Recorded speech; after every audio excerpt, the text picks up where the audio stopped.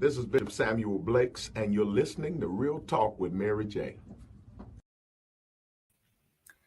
Welcome to Real Talk with Mary J, everyone. I hope you're having a happy, merry Monday all over the world. I am coming from New Orleans. It's carnival time in the city. Listen, it's Mardi Gras season. And so we're having a fun and festival time out there in New Orleans. But we're sharing today, we're talking about closing out the month of February, the month of love. We're talking about on today, love me not. And I have back sharing with me in the studios, listen, one of the most impactful men as it relates to narcissistic behavior. He is a 32-year Naval veteran, an author, a motivational speaker. He is a mentor. Listen, he has written a book, Broken and Loveship. I want you all to welcome with me on today's show, back into the studio once again, Mr. Leon Walker. Welcome, Leon. Mary, good morning. How you doing? Thanks for having me. Oh, thank you for coming on and sharing with us. Listen, I can have you back into the studio so many times because you bring so much value just to our audience. And I love to impact our audience with content that is relatable and also content that won't only inspire them, but empower them. So thank you for taking time, Leon, out of your busy schedule to share with us. I know that you can share on this subject matter. That's why I have you back on today. So we're talking about love me not. But before I go into all of the details of the show for today, will you let all our listening audience know exactly who you are and where you're from and what you do? Yes. Leon Walker, currently living in Illinois, about an hour north of Chicago. I'm from Cleveland, Ohio. I joined the Navy in 1983. I retired in 2015. I served around 32 years. I have 3 children, 3 godchildren, and one grandchild on the way. I'm an author of 2 books. I have 2 more books coming out one book this spring and another one this fall. I love eating great food. I'm very social, outgoing type of guy. I love helping people. I don't consider myself a relationship expert or a love doctor or love guru. I consider myself the guy that got it all wrong and wants to help people get it right. So that's pretty much who I am, Mary J. That's awesome. That's so awesome. And you have so much to share, Leon. And as you say, you speak from your experience, from your pain of your past and all of the challenges and things that you've overcome. And I know you don't like titles. I know you don't like formality and all of that. But I've given you a title, I call you the narcissistic strategist. So I'm cool with that. Yeah. Right. Yes, the narcissistic strategist. Of course, over the period of years and all of your experiences and those things that you had to overcome, endured as even a child. I've read your extensive bio, received great accolades and rewards, and served, like I said before, 32 years as a decorated naval veteran, and it's awesome, outstanding. So Leon, thank you once again for taking time to share with us. Let's dive into this conversation right now. Love me not. I find that so many, Leon, so many are suffering and sadly at Yeah. the end of what they call love, looking for love in all the wrong places, not even understanding what love really is, getting caught up and entangled in toxic behavior, believing that love is a feeling because of the way that a person make them feel, but not understanding what is going on with the mind, all the manipulation and control. So Leon, will you talk to us and to our listening audience about it? Love me not. How would one really understand if they're truly in love and if the person really is in love with them? Because a lot of people are playing games out there with manipulation and control. Well, first of all, you know what, Mary J, I asked a lot of women this question, and they can answer the first part, but not one woman has yet been able to answer the second part.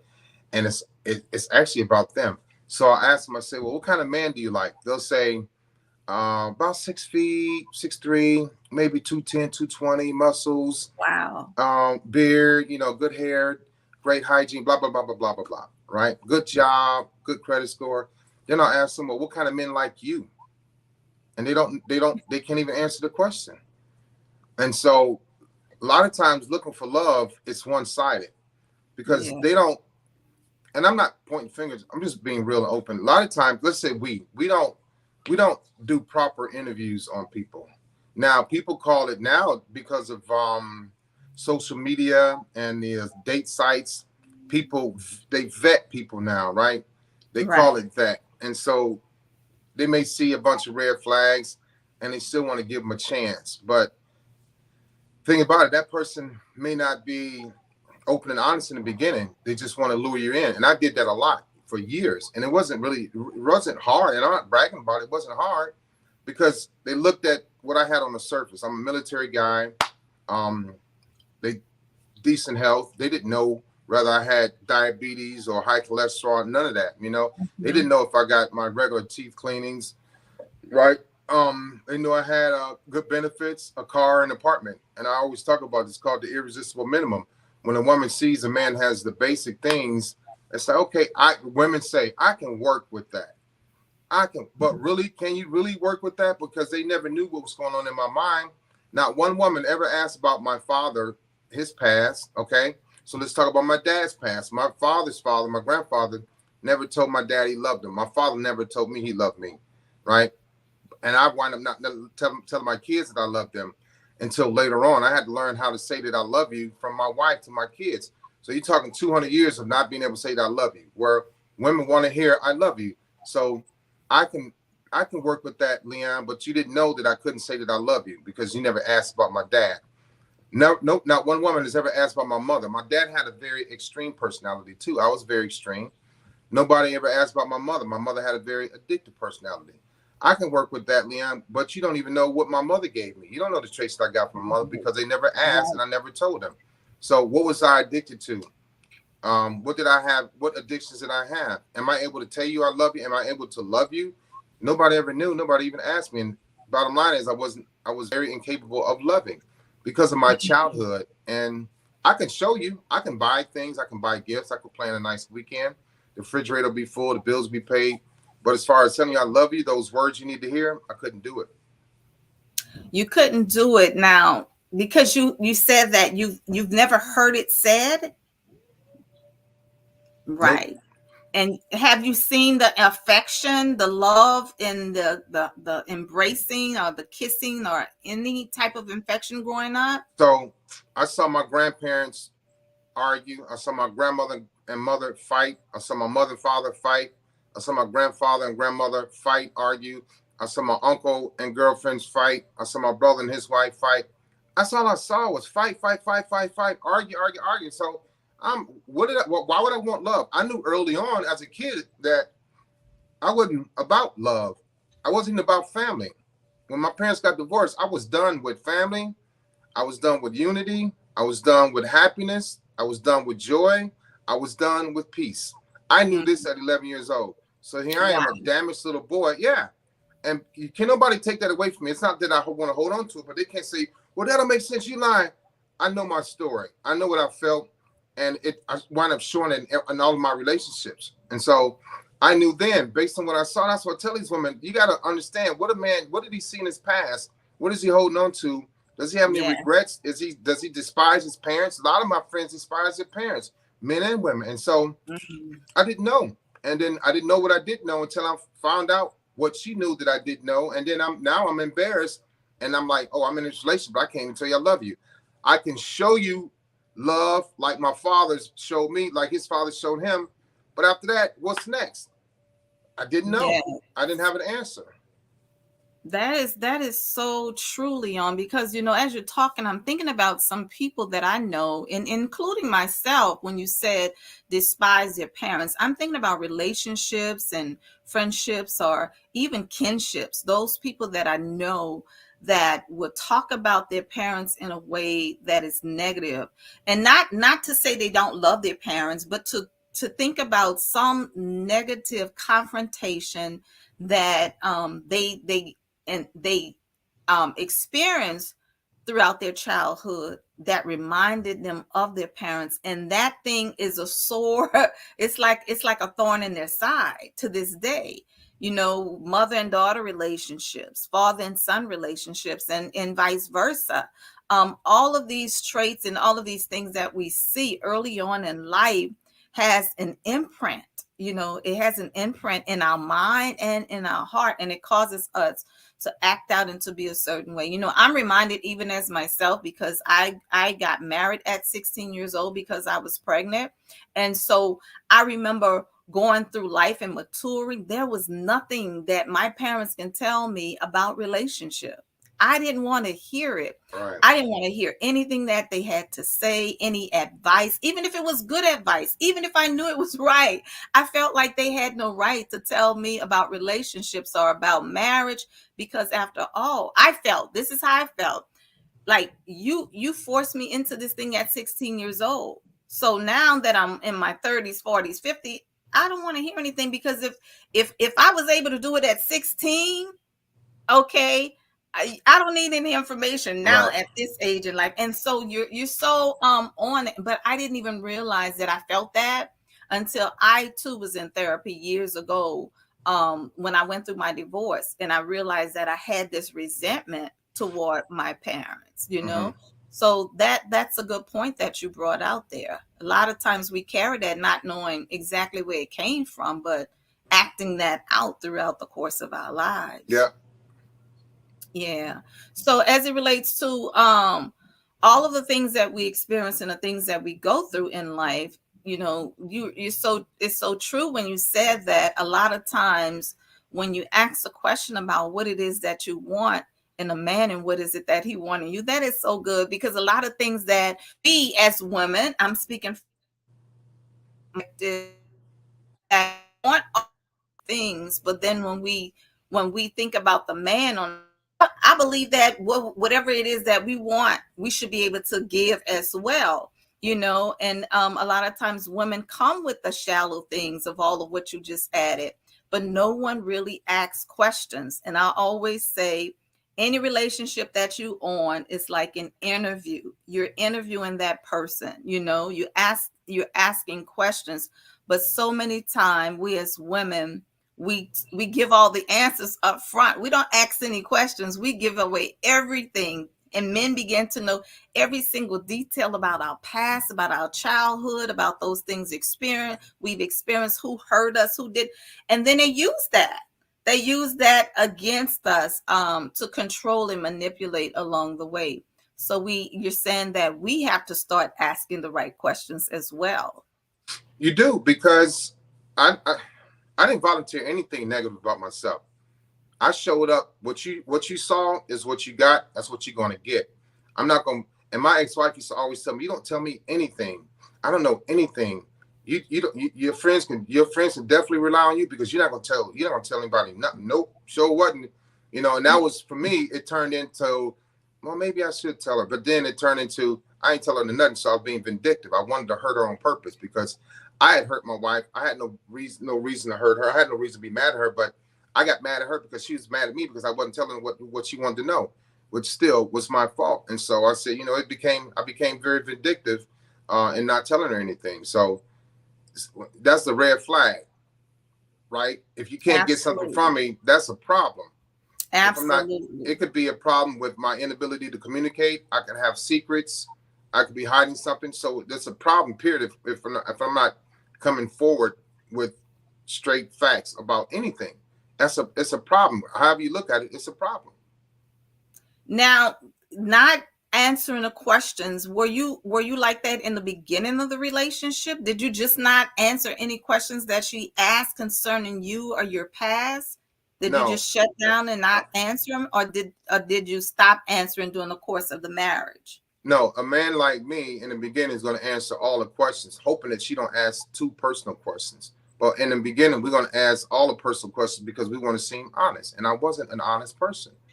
And then later on, once I got comfortable, when I knew she wasn't going anywhere, I'm like, I didn't care if I answered a question or not. Now that you said, I'm not going to say anything, I feel better about not saying anything.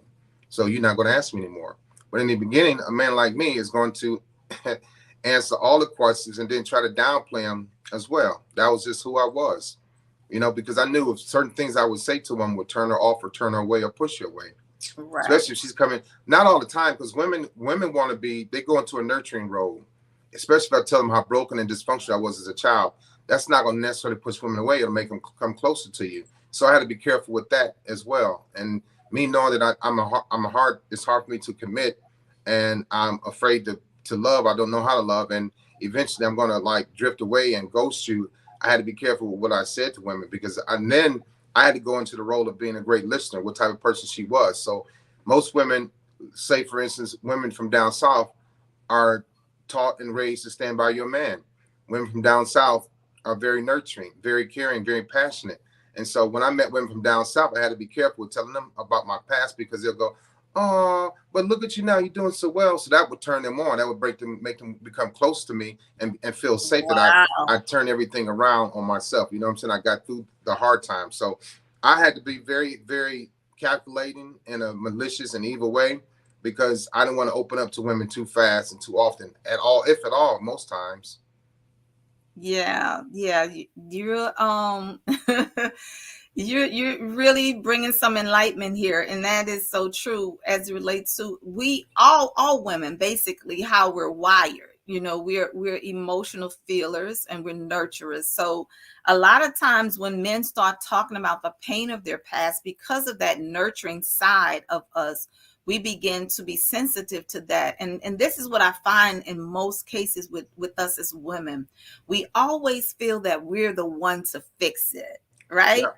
Always feel that we're the one to fix it, regardless of what it is that you're dealing with. And I'm going to say this, and I know I'm going to get myself in trouble out there, especially the Christian women. I said that before with Matters of the Heart. We are the most easiest prey, like it or not, because we're nurturing. We're patient. We're going to pray them through. We're going to forgive over and over and over. And we're the easiest prey. And so we have to be careful when we have narcissists and men that are lurking, that see that and play on your sensitive side, because we're dead on with that.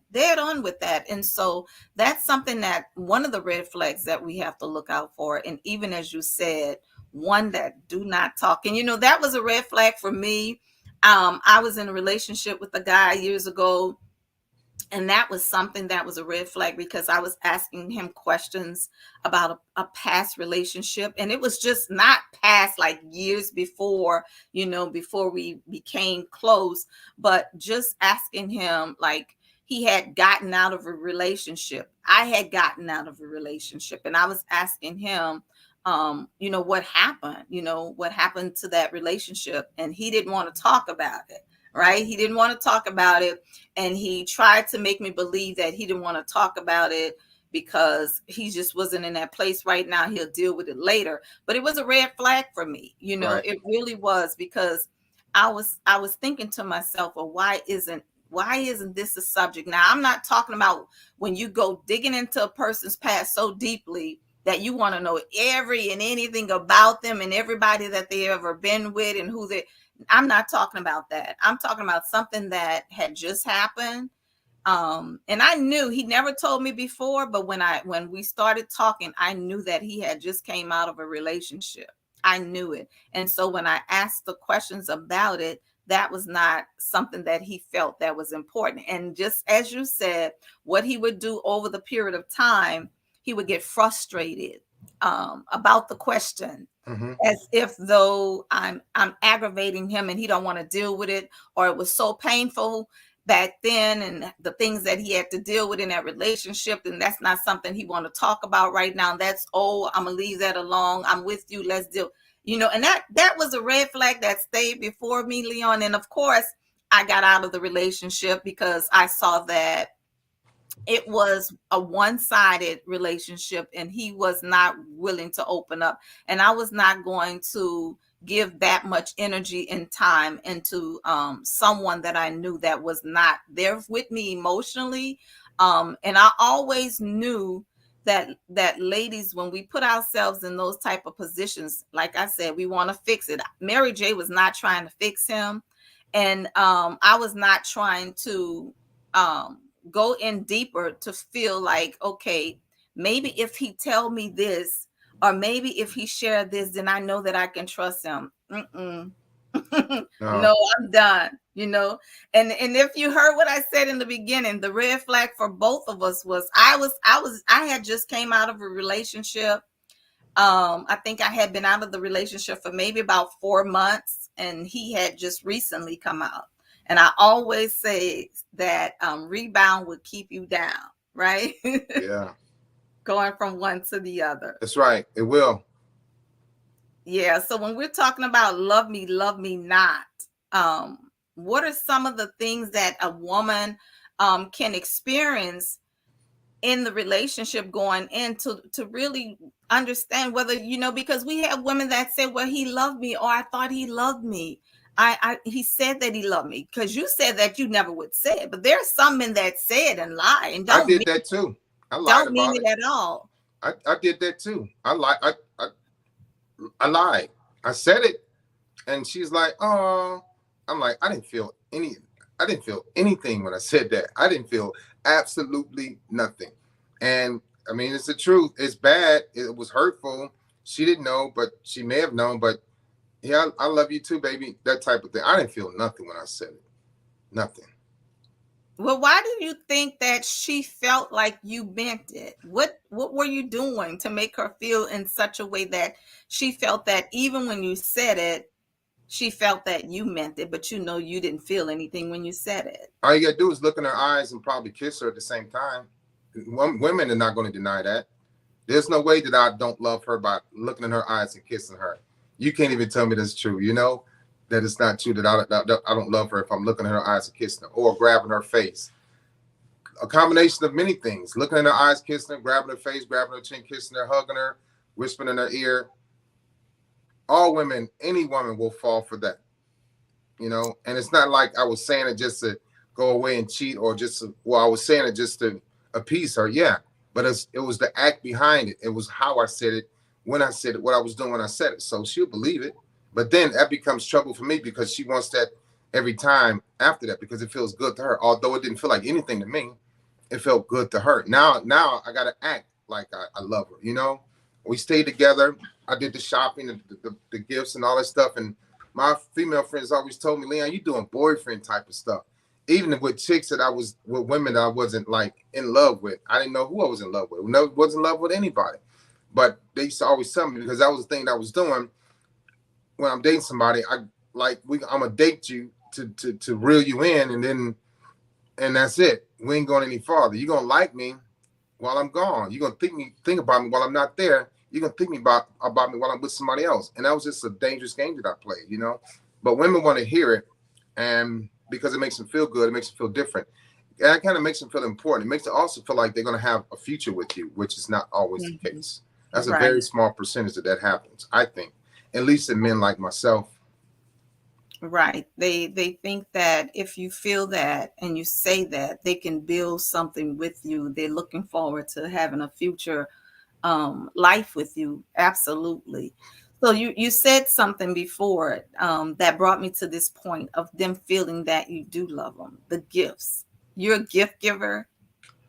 Yeah. So with me, it was kind of tricky with my narcissism. It was kind of tricky because I didn't always have to buy gifts, but it was like I had to reward her good behavior. It's really embarrassing to say, Mary J, but it wasn't like a lot of money spent. But I pay attention to women like small things. Okay, she'll really like me when I know how to pick out earrings. Okay, she might like some nice socks, a certain type of lip gloss or nail polish, right?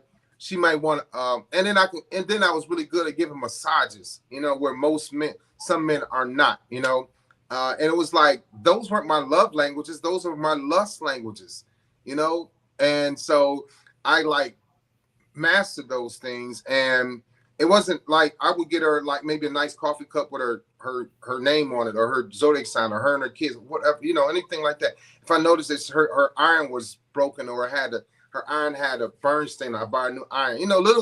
Little things. I mean, I could have done major things. I could afford that, but it was the small things that was very dangerous that I was doing, because it's always the small things that count. Some men do the big things, and women like, you done missed everything. I don't want a car, I want you to take me on a trip. Let's go water skiing. Let's go feed the ducks.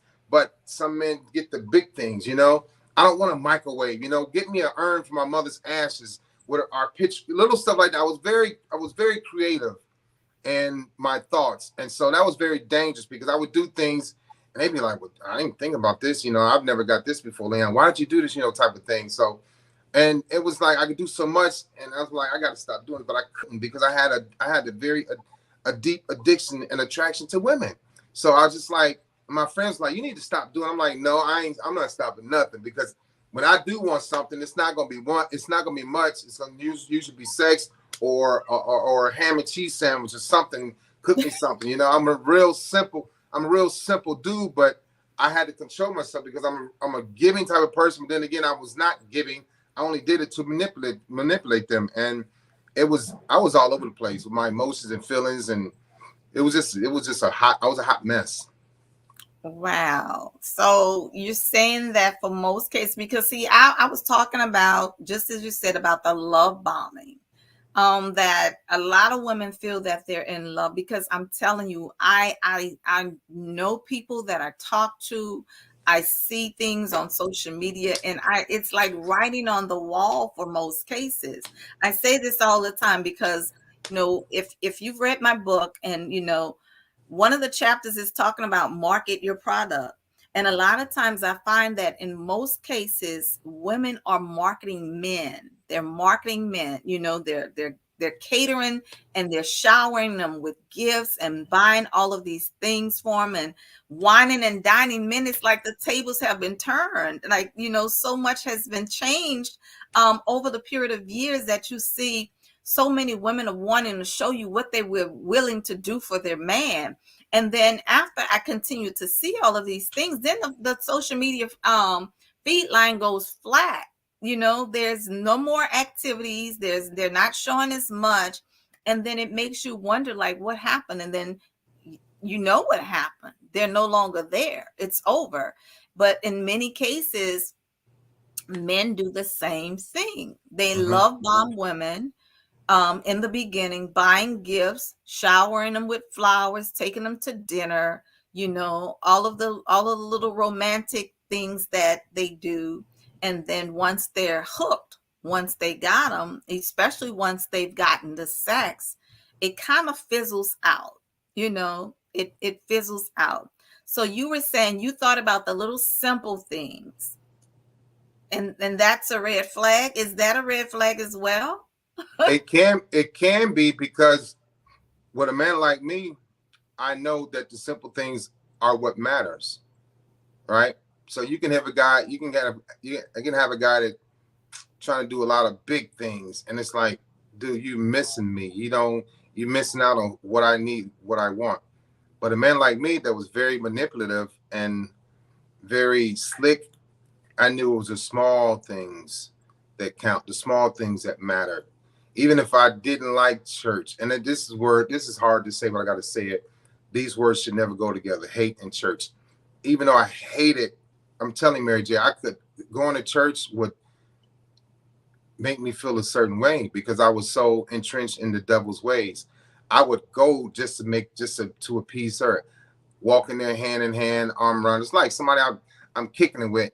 Can you go to church with me this Sunday? I'd be like, oh, I wish she would, you know. I would go because it's in the beginning stages. Now later on, I'll be like, no, I ain't going to church with you. You know, I'm sitting there and drink me a beer or smoke. You know, that type of thing. Once I got in good, you know. But yeah, it was like the small things. And I will tell you this: when I was real serious with women about one thing I was real serious about was their moms. I was really serious about their mothers. You know, even though I was going to eventually hurt their daughter and ghost and walk away. I should have been a lot more serious about their moms in the beginning. Say, hey, look, I'm no good for your daughter. I'm a like her for a while, but then I'm gonna disappear, you know. But I never did any intentionally disrespect anybody's mom because I always wanted a mother in my life, you know, and I didn't have that for a long time. But it's the small things that I paid attention to, and that's being very manipulative. Not always. For me, it was, but there are great men out here that pay attention to the small things. They know what their wives or girlfriends want and what they need and what they desire. They know what makes them happy. They know what raises their energy level and motivation. So for me, it was like, I know if she liked a certain type of tea, you know, I knew if her, look at her cabinet, if her seasons are getting low, her tea is getting low, you know, if she don't have any cut up fruit in the refrigerator. It was just little things. If she needs some dish detergent, you know, it's getting low, you know. So women want a guy that's aware around the house, you know. Chargers are, the cords are broken or split, you know, her candles are getting low, she's low on her wine. It's the little things that gets women. And I knew that. I learned that years ago when I was young. I used to hear it all the time. And so I was like, all right. So I learned, you know, but I was doing it being manipulative. I was doing it to reel them in and keep them until I got ready to discard them. Okay, so let's go there. Moving to that point of love me not.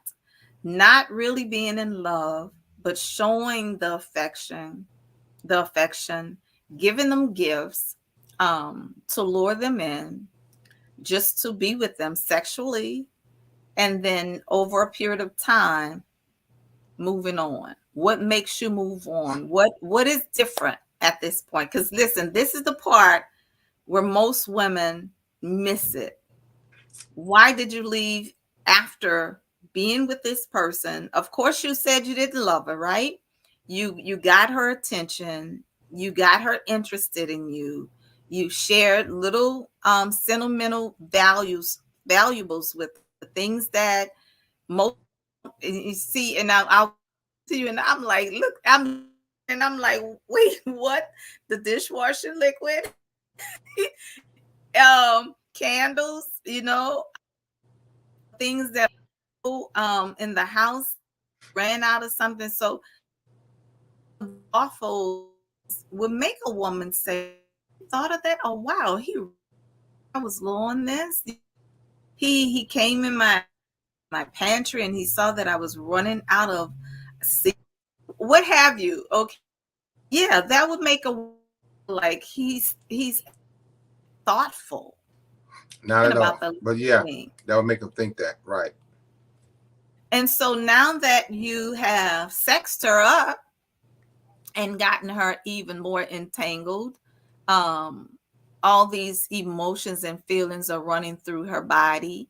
And now why move on now? Because going into it, I was already halfway out. It wasn't a 100% commitment thing for me. It wasn't that I'm staying. I was just trying to add my numbers up with the type of women that I dated, whether it be black, white, Asian, Latina, Samoan, whatever. I was always halfway out.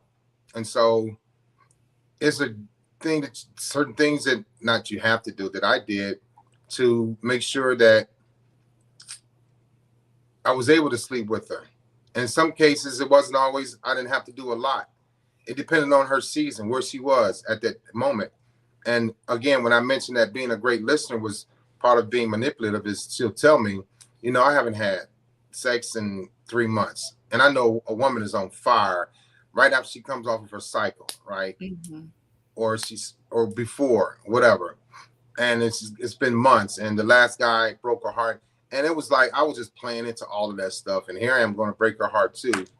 But in the meantime, I'm going to be nice. But it made it worse because at the end, in the beginning, I did a lot. And in the end, I just like dropped her off. Like, dang, you did everything he wasn't doing. And then you still treat me like he treated me. You left or he disappeared. You disappeared. So I was always halfway out in a relationship anyway in the beginning.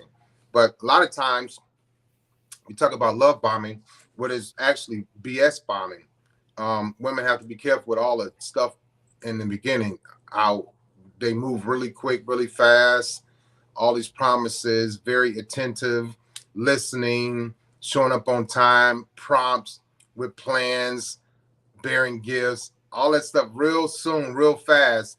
And you got to be careful because it could be something that's going to all of a sudden shift in about 2 to 3 months, if that. Stop talking of still there. Yeah, I'm here. It froze. Okay. So you're saying that you knew you weren't there going in it. You already knew what the plan was, that you weren't going to be in it for long haul. Mm-hmm. But she didn't know that, right? And so all of the little things that you did, the thoughtful things that you did to lure her in and to have her to be in awe, I would say, of you, knowing that you knew that you were going to be on your way out, but she's looking into it as a commitment. Did you ever talk about commitment? Did she ever bring commitment up? Do women bring commitment up with you and going into the relationship, or even before having sex? Is that Yeah. even discussed? Well, if it was before having sex, that became kind of tricky because I'm like, look, you want to talk about commitment before sex? I need to test it out and see if I'm capable of committing to you, which I'm not capable of committing to you anyway. But I have wants, needs, and desires, and you do too. But my desires obviously come secondary to what you want. You want to be committed first. You want to get into church first. You want to meet your parents first. Do all the right things, which is she was the one that was moral, not me. And so I'm like, yeah, we'll see. Well, yeah, whatever. You talking about, but I had to break those walls down quick. We're gonna talk about commitment after we have sex. So I had to switch that around. So what happened was I started to pull back, and she'll notice it. Women notice when men start to pull back, pull away. Mm-hmm. Well, Leon, what happened? I'm like, well, you talking about this commitment stuff? We just got started. We had a restaurant, we're having a good time. You want to, and so now I started shutting down. And rather, even if it was the first 2-3 days, I was always highly motivated with a lot of energy. And so even if she came to me with her plan and her thoughts, and I didn't like it, I would shut down a little bit. And she would know it, so she would feel it. So then her plan become my plan. Like, okay, nah, I know, yeah, maybe we will have sex with because you seem like a decent guy, but I wasn't a decent guy, And so Right. the commitment word kind of went away.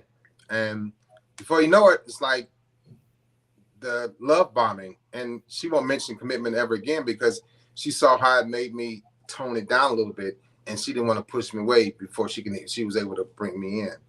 So it was always like reverse psychology that I would use as well, sadly. Yeah. So the commitment and just the mentioning of it would turn you off and you would pull back. And when you pull back, she noticed it. So she realized that was a big no-no, not to deal with you in that in that Right. way. So wow. Wow. And so many women do that. It's like, I don't want to rush him. I talked to this young lady, had been in a relationship with a guy for 5 years and had never been to his house, never been around his family or That's her his fault. friends. That's her fault. And Mhm. I talked to a young lady 2 months ago, 25 years old, boyfriend 26, lived 2 minutes from her. She never met his mother and been dating him for 2 years. Never been to his house and been dating for 2 years. He never even knew, didn't even know her.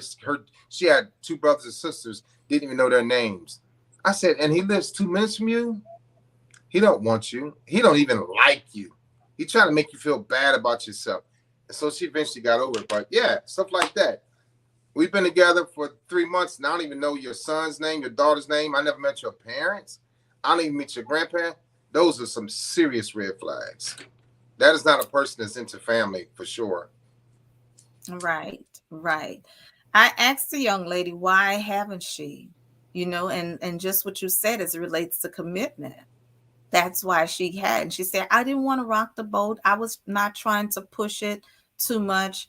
I wanted to respect his boundaries. And I'm like, for 5 years?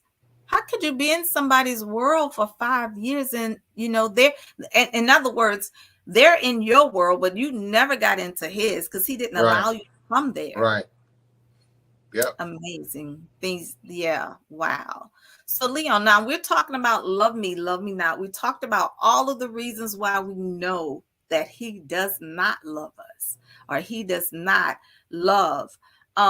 What are some of the things that you can share with the ladies to let us know when we do know that it's real, because you said so many things. When a woman is love bound, when a man is thoughtful, and all of the things. That's why I call you the narcissistic strategist. To talk about all of these things. And I'm saying this, and I hope my audience hearing this. And I want to be sensitive to everybody, because I know there are really some people that are really suffering at the hand of some of the things that, Leon, that you just spoke about. So I'm not trying to be insensitive. I'm just trying to bring an awareness to many, especially I'm coming from the perspective of women, because it's so many women that are falling prey to these type of behaviors. And so that's why I'm dealing with it in this way. And I empower women. So I want women as well to be educated as it relates to this love bombing and all the thoughtfulness and all of the things.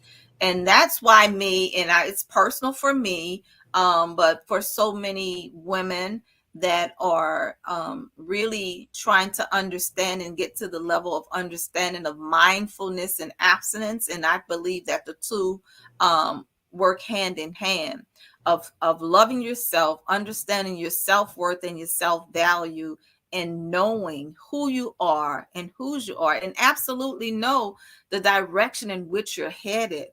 Because a lot of times, like you said, we never ask questions about, parenting, how many siblings, your generational curses, the sicknesses and illnesses that run in the family, even as it relates to if you're going to start a family, build a family, mental illnesses that may run into generations, not understanding all of the whole package of what you're getting, but still wanting a package that's being a counterfeit package, Pretty a much. counterfeit package. Yeah. Yeah. So now, how does women know? Because you're so charismatic, you're very handsome, you know all of the little things to do. You even know as it relates to when to touch a woman, or when she's ovulating, or when she's, a little feeling herself. Right. Those things. So, and a lot of men know that, a lot of men play on that.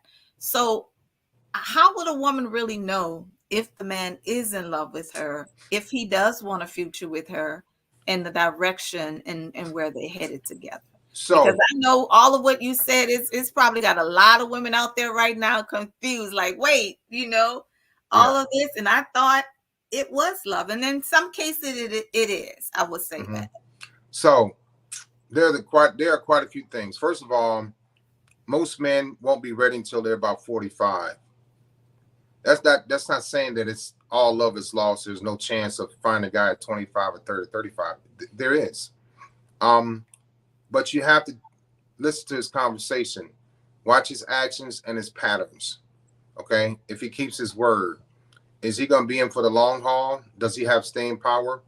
Does he text you all the time, or just do it, when he feels like it, which is nothing wrong with that, because he won't be inundating you with texts to please you. He'll do it when it's on his heart and it's on his mind. He'll do things with intent. He'll do things with passion and purpose and compassion. When I was doing all I was doing, there was no passion behind it. You can tell women couldn't tell until it was like I was gone or start to fall off. But he'll keep his word. He'll introduce you to his friends, his family in due time. He'll make plans. He won't hide his phone. You need to know about his dad, because sometimes we emulate our fathers, good and bad, right? Sometimes we emulate our mothers, good and bad. So you got to have those conversations and know where he's coming from. What season is he in? There was not one woman that ever asked me what season was I in. My season was always player season. And if she asked me that, I'm going to lie to her anyway, but it's going to come out eventually, because I was a player. I played games. I played tricks. I played mind games. Her season might be a season of wanting to be held or cared for. A season of she just may have just lost a baby. She may just have gotten a better job. She just may have joined a sorority. My season, I may have just joined a fraternity. May have just lost my house. May have gotten a pay raise. My child support may have gone up, my alimony may have started, whatever. But we don't talk about those things. It's not that they're sacred and secrets, but you got to talk about those things eventually if we're going down this path. But the way a woman knows is by, his commitment to her, telling the truth, being honest about his dark secrets, communicating, not taking turns talking, showing up when you're supposed to show up on time and not late, keeping your word, don't have a double mind. So there are various things that, she can look out for to see if it's real and it's true and it's authentic. There are various things,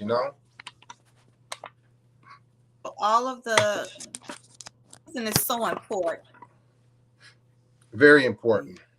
We have to know what we're in. And a lot of times I believe we as women are dating out of season when we should be working ourselves prepared. I just the day, I think it was just spend more time preparing for a wedding day. I mean, women, we love it, right? So we make these vision boards and we put these pictures and we have the vivid imagination of what our wedding day would look like, what the man would look like and all of that. But we never really take the time and energy to put into preparing for a future, understanding where we're going, and who it is that we want to go there with. And when we get there, is that person capable of sustaining us in that, lifting us up and keeping us lifted, or vice versa, being that person that is going to support and encourage and esteem and be there with that person for the long haul and help them build whatever it is that they are trying to look forward into building and developing. So a lot of times we get all of these ideas in our head as relates to what the ideal man looks like, not understanding he can have the whole package. That's why I brought out the fact that you're charismatic, you're handsome, you're intelligent, you got all these accolades, you've done all of these things, but the women have to know that it's deeper than that. Understanding generational curse and backgrounds and those things, especially if you're in your prime and you're looking at really having children, those all of those things play a very important factor. And these are things that I didn't learn early on in life going in as it relates to two things are the most important things. I would say three of the most important things in the world is understanding your purpose in life, understanding who it is that you're marrying, knowing who that person is, and whether or not you want to have children with that person or not. Right. Because that's something forever. That's everlasting, Mm-hmm. Everlasting. And so women will have to really have a different perspective and dig deeper than just the shallow stuff of what we see on the outside. Right. Going in deeper with that. Yeah. Wow, Leon, love me not. Knowing that when you're in love, and I say when you're in love, it's an action. It's not a feeling, it's an action. Knowing that person is reciprocating those things and doing those things, and as you said, follow the pattern, see if their words are lining up with what they're saying, and just see what manifestation is there. What are they doing? What's the approach? This has been so good, so rich. Leon, will you talk to us about your book? I know you have Loveship, and you said that you have 2 books coming out, one in the spring and one in the fall. Mm-hmm. Powerful. So my first book was Broken, about my childhood, ages 5 to 17. Loveship is all about relationships. My third book will be out May or June. It's called The 7 Loveless Traits, Understanding, Clarity, Awareness, and Freeing Yourself from Narcissism. That'll be out around May or June, somewhere in there. And then my 4th book, which is my second memoir called 1 Point, goes from ages 18 to 28, my first 4 years or so, 6 years in the Navy. So yeah, I got working 2 books. I'm doing some biographies about people as well this year. So I'm staying busy as an author.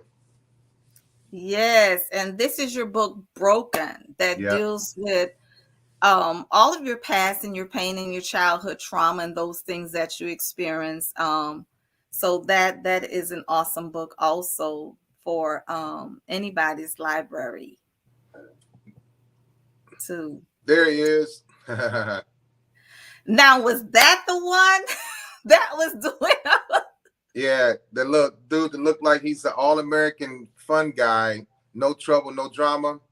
That head up there, there was a lot going on in that. My ex-wife used to tell me, you got a lot going on in your head. I was like, yeah, you're right. Yep. Wow. And then we have, here it is, Loveship. Loveship. I actually have that book. Loveship. I got that book from you. I'm looking for it right now, but I do have it. Loveship. That's a powerful, powerful book, and I've been enjoying it. I can't get my hands on it right now, but yeah, yes, it's a lot of information in there. So it is. Yeah. It is. It's a lot that you share in that book, and it's a thick book, but it's an easy read too. I wish I could put my hands on it right away. But yeah, Loveship is a great one. Thank you. And so, will you let the people know where they can follow you, Leon? If they Yeah, want you can. and how they can on, connect with you. Yeah, Leon R. Walker Jr. on TikTok, Facebook, Instagram, Leon R. Walker Jr., LinkedIn, everywhere is Leon R. Walker Jr. Yeah, LinkedIn, Instagram, Facebook, TikTok, my YouTube channel, and Google me. I got me in Google because of the books and the book tour and the podcast and radio shows. So Leon R. Walker Jr., Google me and I'll pop up. And he'll pop up. Let me see. Do I have a question here? I want to make sure I don't miss it. How do we protect ourselves from it in the first place? Okay. Jessie Love says she has Loveship. Jessie, if you're still here, can you tell me when you say, how do you protect yourself from it in the first place? From what? I think I missed your comment. You probably was referring to a conversation that we were having. How do we protect ourselves from it in the first place? Let's answer this. That's a good question. I'm not exactly sure, Jessie, what she was referring to, protecting yourself from it in the first place, but let me answer it in this direction. How do we protect ourselves from a narcissist? Let's deal with that. You gotta up front ask the questions. Not to see, are you a narcissist? They won't know. People think Right. They throw this word around, but Right. people are not diagnosed. But you just have to protect your heart. Don't be so giving too soon. Don't be so open. Don't be honest about everything right away. Be honest, but don't give up too much too soon, too early. Don't be so open. A lot of women are like dying and hurting for love, and men are too, but more women than men. They want this love, they want passion, they want companionship, they want to be held, they want to be touched, they want to go on trips, they want to be loved, they want to be admired, they want to be respected. Those are beautiful things to want, need, desire, but not everybody can give you that. So don't just listen to what men say up front, and then watch the patterns, watch if we keep our word or not, and then gauge it. You got to manage not just yourself, but sometimes you have to manage this person that's claiming to be this person, and they may not be that person, like I was. Okay, let's see. Thank you for sharing that. Let's see. Jesse, what are you saying? Okay, when he was speaking about the initial phase of the little things, manipulation and narcissistic traits, like how do you protect yourselves from that place? Yeah. Oh, okay. Yeah, well, you just have to be slow to believe, slow to open up. Always protect yourself. Don't believe everything you hear or see. All right. Just manage the situation. Be mindful. Listen, pay attention, remember everything as much as you can. And don't be willing to accept everything Don't be willing to accept everything right off the bat. So it's a management thing. It's a time management thing. It's a personnel management thing. So you have to be a leader in these relationships as well. And the man just cannot be just the only leader, but you have to take some leadership roles. And being a leader, you know your people, you know personalities, you know what they like, what they don't like, you know what makes people move. What if you are transparent by nature? That's beautiful. You would want the same thing, but not everybody's transparent by nature. If you're transparent by nature, it doesn't mean that you're just transparent by nature. It means that you have a gift. So hold on to that gift. And a lot of times when you're transparent by nature, you may experience some hurt and pain, but you also are covered. So you're gonna be protected. You won't be doomed by somebody that's not transparent by nature. That's a great one. Stay transparent by nature, because that's a trait you can't get rid of it. And that's actually a beautiful thing. I like that. I love that actually. Right. That is so good. And as you said before, you have to know the season that you're in. And a lot of times when you know the season you're in and you know the direction you're headed, you know where you're going, you're not swayed and moved by everything. Right. I had a man that wanted to take me out of the country, and we weren't in a relationship. We weren't even dating, but he was somebody that was interested in me, and he wanted to take me out of the country and asked me if I got my passport, and if I didn't have my passport, he was going to pay to get it. And I'm thinking, like, for most women, I want to say, they would have loved to have the opportunity to go out of the country and to travel the world and to explore. Right. And I'm thinking on the other hand, that's not even the season I'm in. And there were some wonderful places that he wanted to show me, some things that I desired to do, but I had to think about it. Why do you want to take me out of the country? Right. First of all. And now I had to think about, if I'm out of the country with this guy, he's in his territory now, because he's already been there before, right? And so we can't be so eager and so needy and desperate to want things and want men to show us things, because that was kind of a red flag for me. And I just kind of was thinking about that, and I said, okay, well, I'll go, but I'm going to bring my friend with me or whomever, and we're gonna see. And then that's when I just threw that out there just to see where his mind was, and he backed out. He backed out of that. Now, I wasn't asking him to pay my friend's way or anything. She would have had her own way. I just threw that out there just to see where his mind was, and I knew where it was going, and he was not as interested. Right. So just some of those things that we have to look out for. I think this is the last. Let's see, is this a statement or a question? Hold on, let me put my glasses on so I can see it, and then we're gonna let's see what you're saying. Jesse, I learned that the hard way. I used to talk too much. I gave all of my information. They learned me too quickly. Absolutely. That is a and good after lesson. After that, they will drain the hell out of you. Mm-hmm. And then there's no more surprises for him. Then they'll move on. Yeah.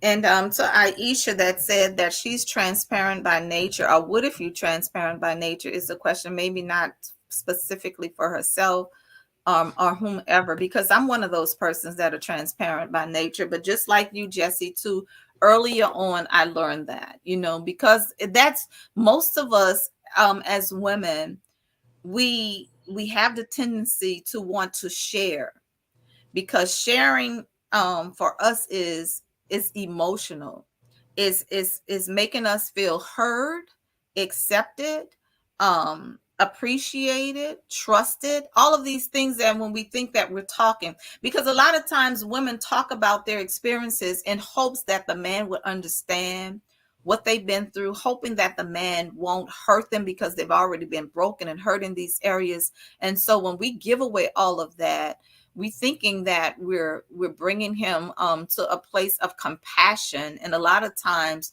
those things are used against us. And many men don't discuss their past relationships, their past pain. Some don't discuss it. And like Leon said, some may discuss it in order to just lure you in, to make you feel sorry, or make you want to be the one to get closer to them, to fix them, or to not want to hurt them. Men go to extreme with some things, and I hear women saying, oh, he went through that. I heard a young lady said, this is what a young lady told me before. Oh, he said he's been hurt, and the reason why he don't want to be as close to me, because he don't want to be hurt again, because he think that I'm gonna do him like the last woman done him, and I'm trying to show him that I'm not like that. And I'm like, girl, are you serious? Right. Really? Are you really serious? Don't fall for that. Yeah, absolutely. Not at all. Not at all.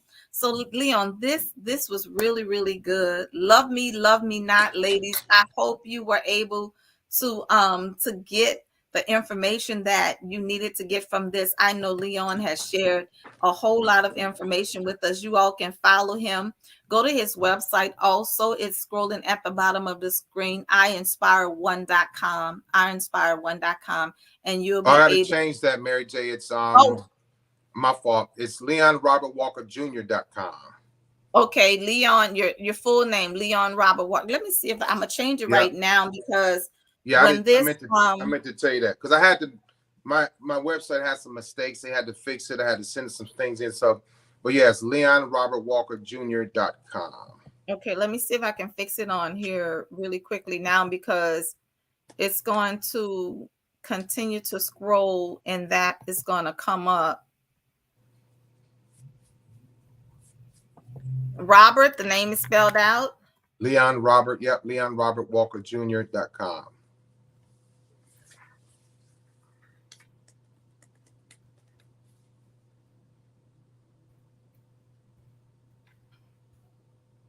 Okay, let me make sure it's.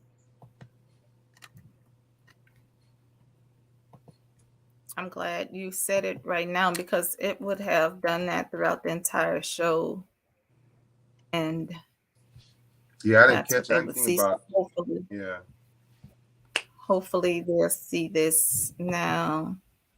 Let's see. Okay. LeonRobertWalkerJr.com. Got it. All right. All right. There you have it. So we want to be able to follow Leon on all his social media sites.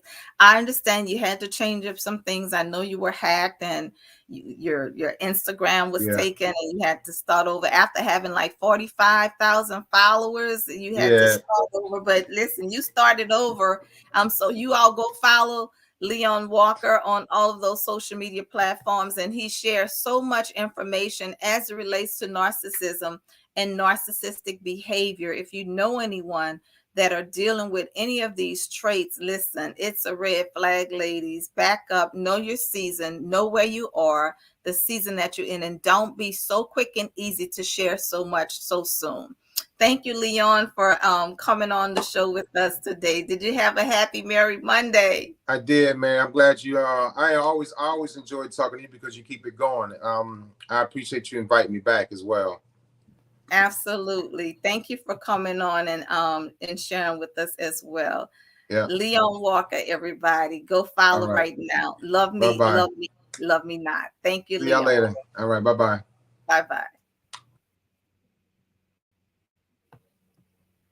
There you have it, everybody. Love me not, with Mr. Leon Walker. I know our ladies have a lot more questions too that they want to ask. Ladies, I want to share with you, if you're dealing with anybody with those narcissistic traits, listen, first of all, you have to know who you are, and you have to love you. It all deals with self-love and self-worth, understanding where you are and who you are.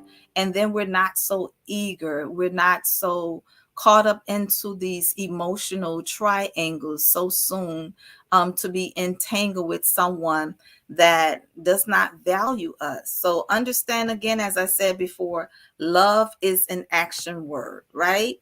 And so they would show you better than they can tell you, and you would know. So take care. I'll see you all next time. This has been Real Talk with Mary J. Happy Merry Monday, everybody.